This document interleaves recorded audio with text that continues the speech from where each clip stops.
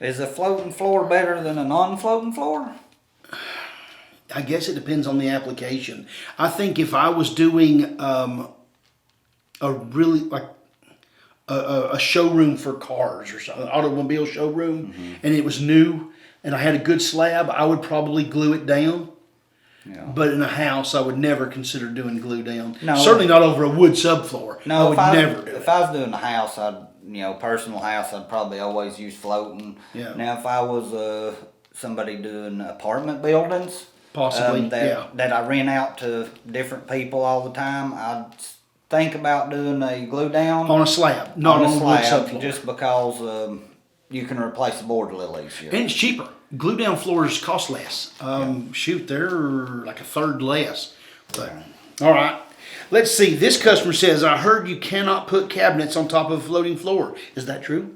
It is true. It ain't that you can't. A lot of your companies, it voids your warranty. Because they don't want it fastened at all. Why don't they want it fastened at all? Because it won't let it move. That's the reasoning behind a floating floor. That Is it can is. expand and contract. But if you put nails through it, it can no longer do that. Right. Same thing, if you put trim around and you shot it down through the floor, it can't move. And same thing with cabinets. So what do you do? Some companies you can put it on cabinets like the Island, but they recommend that you screw or drill a large hole in your LVP, so when you run the screw, it is not holding the LVP. And it can still expand and there, contract. so it can still move. Okay. All right, let's see here. This customer says, I would like to put flooring down in my basement. Which flooring is the best for a basement floor? Well, that's an interesting question.